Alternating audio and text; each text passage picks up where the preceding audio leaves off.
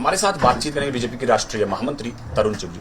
Sir, लगातार भारत सरकार और सेना जो है वो आतंकवादियों पर कार्रवाई कर रही है। जम्मू कश्मीर में एनकाउंटर चल रहा है, कई आतंकवादियों के मारे जाने की खबर है। म्यांमार बॉर्डर पर कल 10 आतंकवादी मारे गए।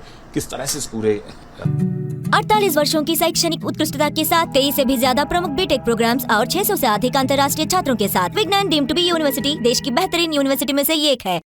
भारत की वीर सेना को, सुरक्षा एजेंसियों को, सुरक्षा बलों को मैं सलाम करता हूं, सलूट करता हूं, जो लगातार आतंकवादियों को कब्रों में पहुंचा रहे हैं।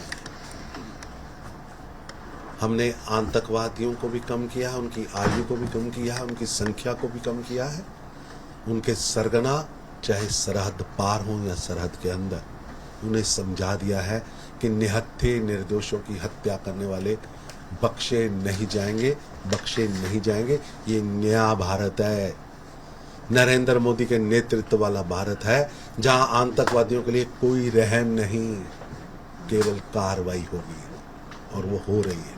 चाहे वो मणिपुर की सीमा में छिपे हों या छत्तीसगढ़ की पहाड़ियों में घात लगाकर बैठे हों या पाकिस्तान की सरहद से अंदर से साजिश रच रहे हो, हर आतंक का जवाब निर्ममता, कठोरता से दिया जाएगा। मणिपुर में हमारे जाबाजों ने 10 उग्रवादियों को ढेर किया।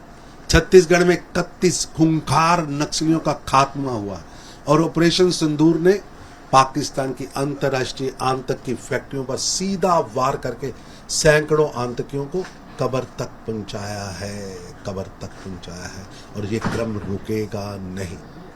लेकिन सर, आप ऑपरेशन सिंदूर की बात कर रहे हैं। कांग्रेस जो है लगातार सवाल उठा रही है, पूछ रही है कि ऐसी क्या डील हुई थी सीज पर, जब आपने किया तो उसमें क्या शर्तें रखी गई अमेरिका के द्वारा, आपकी क्या बातचीत हुई। संजय राउत तो ये तक कह रहे हैं कि प्रधानमंत्री नरेंद्र मोदी जो है वो प्रेसिडेंट ट्रंप की खड़ाऊ रखकर राज कर रहे हैं। देश के सेना के सीनियर ऑफिसर जब प्रेस करके गए हों, आप उस पर प्रश्न उठा रहे हैं, यानी आपको देश के जनरल्स पर, देश के सेनापतियों पर आप अविश्वास प्रकट कर रहे हैं, उनके शौर्य, उनकी वीरता पर आप प्रश्न उठा रहे हैं।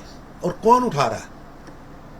जिनकी पार्टी टुकड़े टुकड़े गैंग के खलनायक को अपना सांसद का टिकट देती है, जिनके शासनकाल में खूंखार आतंकवादियों का प्रधानमंत्री आवास में रेड कारपेट से स्वागत किया जाता था, फोटोशूट होता था, वो प्रश्न उठा रहे, जो पहले भी सर्जिकल स्ट्राइक पर प्रश्न उठाकर जनता के क्रोध को सह चुके हैं। अब फिर अपने वीर सैनिकों के ऊपर आप लांछन लगा रहे हैं, दुर्भाग्यपूर्ण है। सर, सवाल संजय राउत भी उठा रहे हैं, कह रहे हैं कि अमेरिका के राष्ट्रपति की खड़ाऊ रख के शासन प्रधानमंत्री चला रहे हैं। देश नरेंद्र मोदी जी के हाथों में मजबूती से आगे बढ़ रहा है, वो चाहे सुरक्षा का विषय हो।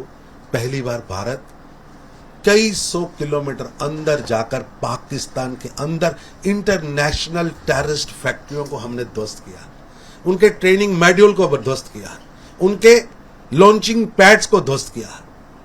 भारत की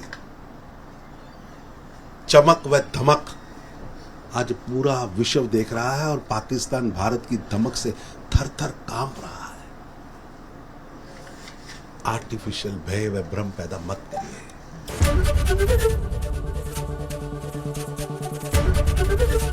एबीपी गंगा, खबर आपकी, जुबान आपकी।